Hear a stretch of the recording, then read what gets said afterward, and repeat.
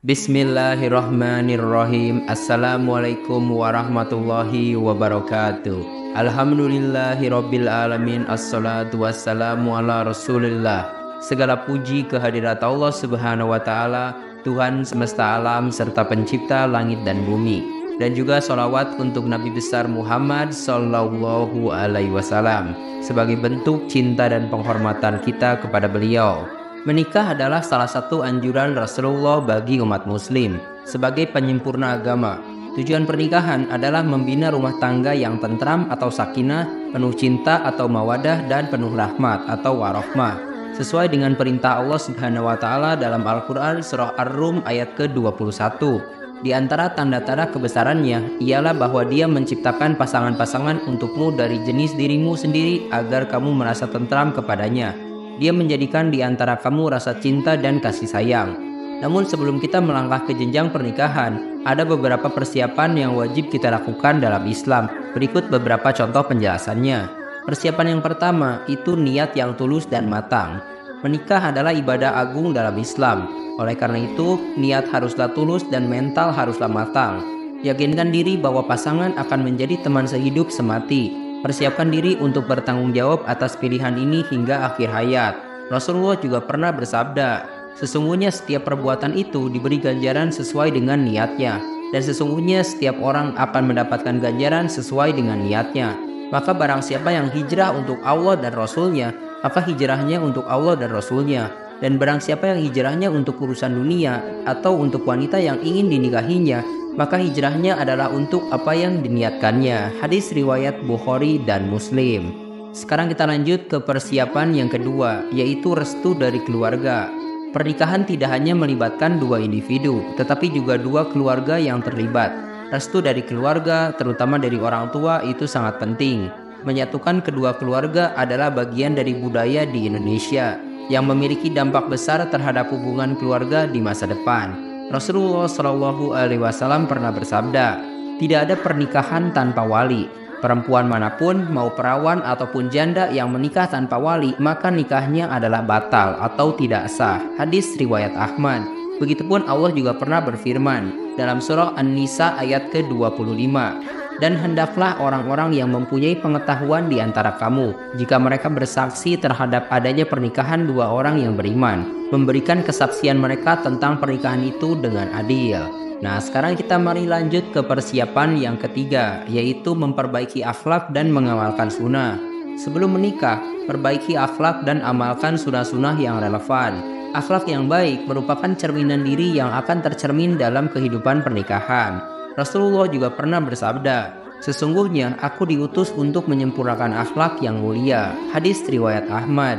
Dan hal ini juga ditegaskan oleh Allah dalam surah Al-Qalam ayat keempat. Dan sesungguhnya engkau Muhammad benar-benar berbudi pekerti yang agung. Jadi maksudnya ayat di atas itu dengan menyatakan bahwa pahala yang tidak terputus itu diperoleh oleh Rasul sebagai buah dari akhlak beliau yang mulia. Sekarang mari kita lanjut ke persiapan yang keempat, yaitu siapkan fisik, mental, dan juga finansial. Pastikan kesiapan fisik, mental, dan finansial sebelum menikah. Permasalahan finansial sering menjadi penyebab perceraian. Oleh karena itu, penting untuk memiliki kesiapan finansial yang cukup. Allah Subhanahu wa taala menegaskan dalam surah Al-Baqarah ayat ke-168. Wahai manusia, makanlah dari apa yang halal, yaitu yang tidak haram baik zatnya maupun cara memperolehnya. Dan selain halal, makanan juga harus yang baik, yaitu yang sehat, aman, dan tidak berlebihan. Makanan dimaksud adalah yang terdapat di bumi yang diciptakan Allah untuk seluruh umatnya. Nah, di sisi lain, Allah juga pernah berfirman dalam surah Al-Baqarah ayat ke-233. Dan kewajiban ayah memberi makan dan pakaian kepada para ibu dengan cara yang ma'ruf. Nah, Ibnu Katsir itu menjelaskan seperti ini. Diwajibkan atas orang tua si anak itu memberikan nafkah dan sandang ibu anaknya dengan cara yang ma'ruf, yakni menurut tradisi yang berlaku bagi semisal mereka di negeri yang bersangkutan tanpa berlebih-lebihan, juga tidak terlalu minim. Hal ini disesuaikan dengan kemampuan pihak suami dan hal kemampuan ekonominya. Karena ada yang kaya, ada yang pertengahan, ada juga yang miskin. Seperti yang dijelaskan dalam firman Allah surah At-Tolaq ayat ke-7. Hendaklah orang yang mampu memberi nafkah menurut kemampuannya, dan orang yang disempitkan rezekinya hendaklah memberi nafkah dari harta yang diberikan Allah kepadanya. Allah tidak memikulkan beban kepada seseorang melainkan sekedar apa yang Allah berikan kepadanya. Allah kelak akan memberikan kelapangan sesudah kesempitannya. Sekarang mari kita lanjut ke persiapan yang kelima, yaitu mempersiapkan mahar. Calon pengantin pria perlu mempersiapkan mahar sebagai bagian dari kewajiban dalam Islam. Mahar ini merupakan ekspresi keseriusan niat dan kasih sayang calon suami terhadap calon istrinya. Besaran mahar tidak diatur secara khusus dalam Islam, namun sebaliknya berupa sesuatu yang bermanfaat sesuai dengan kesepakatan bersama. Allah Subhanahu wa Ta'ala pernah berfirman dalam surah An-Nisa ayat keempat, "Dan berikanlah kepada wanita yang kamu nikahi maharnya dengan penuh kerelaan." Nah, apabila telah mantap dalam menetapkan pilihan dan siap untuk menikah dengan wanita pujaan kamu, maka berikanlah mas kawin yakni mahar kepada perempuan yang sudah kamu nikahi sebagai pemberian yang penuh kerelaan. Karena mahar merupakan hak istri dan kewajiban yang harus dipenuhi oleh suami terhadapnya.